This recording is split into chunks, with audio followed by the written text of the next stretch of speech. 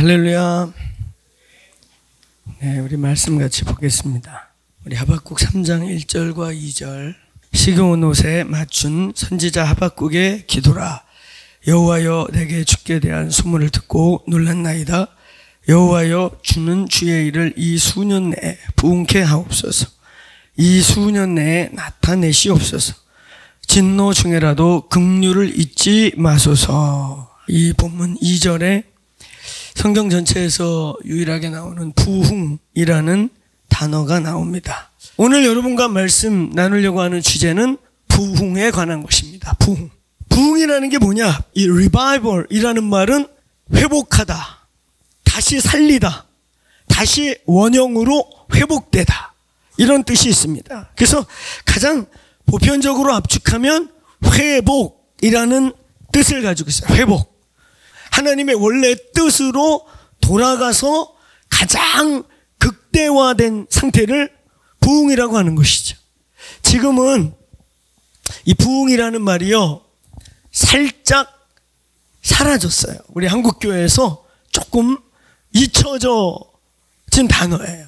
한 90년대 중반쯤 한국교회가 이렇게 위기설이 오기 시작했어요. 한국교회가 매년 1%씩 준다. 아니다, 2%씩 준다. 그러더니 2010년쯤 가니까 한국 기독교의 쇠퇴기를 맞이하여 한국교회가 망해가는 이때에 이런 얘기를 공공연하게 하는 거예요.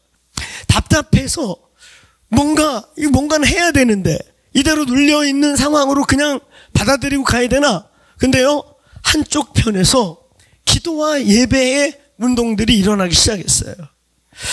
기도하고 예배하고 기도하면 지금도 10대들이 일어나고 20대들이 깨어나는 거예요. 저희 교회가 청년들이 이렇게 살아나고 회복된다고 한간에 이렇게 소문이 나는 교회죠. 저희 교인들의 한 60%, 65%는 다 20, 30대, 조금 넓게는 20대에서 40대 중심의 이제 교회예요. 우리 교인이 되려면 우리 교회라고 하는 더 크로스 처치라는 문턱을 넘는 데 있어서 가장 첫 번째, 가장 높은 문턱, 거기다 다 걸려 자빠지거든요. 근데 그 문턱이 뭐냐면 예배예요. 예배. 2시간 반 드려요. 근데 많은 청년들이 와서 살아나요. 예수님을 만납니다. 예수님을 만나고 살아나니까 본질에 충성하게 되고 삶의 모습이 달라져요. 정말 예수님을 찾기 시작해요. 마치 정말 마른 뼈와 같은 청년들이 하나님의 군대로 일어나기 시작해요. 그래서 예수 믿어라, 좀 교회 좀 나가라 그랬다가 저에게 와서 진짜 예수쟁이가 되니까 엄마가 적절히 해라, 적절히 해, 말리는 부모들도 생기기까지 합니다. 한국교회가 망해간다, 쇠퇴기다, 위험하다, 이대로 가서는 끝이다라고 할 때 일면에서는 새로운 생기를 불어내고 젊은이들이 살아나기 시작하고 젊은이들이 수백 명, 수천 명씩 모여서 기도하기 시작하는 거예요. 그때 그 중에 한 운동이 어게인 1907이라고 해서 전국으로 칠 때 최소 10만, 많을 때는 15만 정도가 도시별로 10,000에서 5,000명씩 모여가지고 성령 강림 주일만 되면 모여가지고 각 도시마다 주일 예배 각자 자기 교회에서 마치고 저녁 9시에 모여서 날을 꼴딱 새고 새벽 6시까지 예배를 드리고 기도를 하고 출근을 하는 이런 어게인 1907. 한쪽에서는 한국교회가 망해간다, 이제 끝이다, 이런가 하면 한쪽에서는 뭔가 움직이는 겁니다. 90년 중후반에 마틴 노이즈 존스라는 영국의 설교가의 책이 하나 번역되는데 그 책이 부흥이라는 책이었어요. 그러면서 우리는 잃어버렸던 단어, 신구약 전체에 단 한 번 등장했던 부흥, 리바이벌이라고 하는 말이 우리들의 입에 물리기 시작했습니다. 지금 이 상황에서 우리가 원했던 게, 그리고 한쪽에서 조금씩 일어나고 있는 이 현상이 부흥이구나. 하나님이 일하시기 시작하면 마른 뼈 같은, 정말 마른 뼈 같은, 에스겔서 37장의 인자야, 뭐가 보이냐? 하얀 뼈들이 보입니다.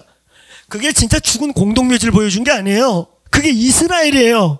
날마다 종교행위하고 있고 날마다 양잡고 소잡고 피 뿌리고 날마다 요란스러운 절기를 지키는 일이 멈추지 않고 있는 이스라엘을 보면서 전혀 하나님의 역사를 기대하지도 않고 믿지도 않고 자기들이 뭐 하는지도 모르는 종교행위를 하고 있는 그걸 하나님이 보여주셔.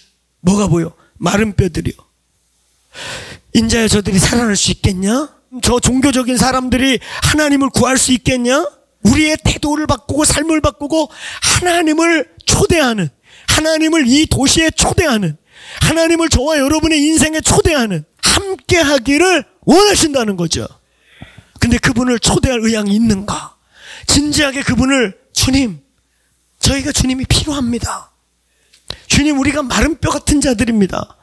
우리에게 생기가 필요합니다 하는 이 갈망과 요청과 하나님을 향한 그 간절한 초대를 할 의향들이 우리 속에 있느냐는 것이죠.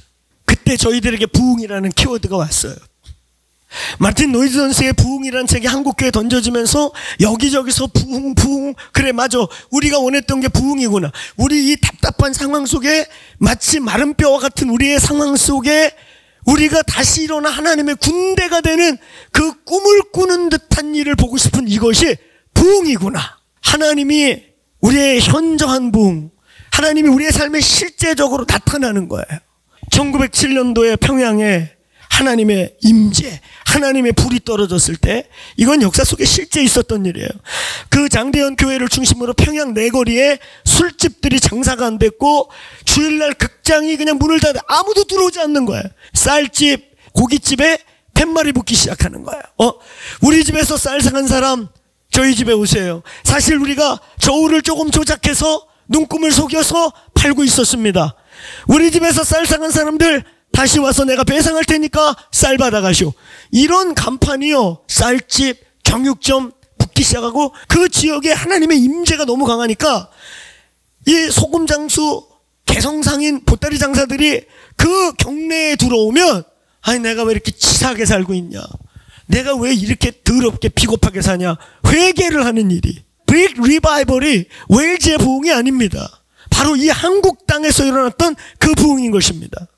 사랑하는 여러분, 만일 이 21세기에 대한민국이 다시 한번 쓰임받고 대한민국이 통일한국을 이루어내고 오늘 우리가 기도하는 이 평화의 이 뜻이, 그 원대하고 위대한 일이 일어날 수 있다면 그것은 부흥의 결과일 것입니다.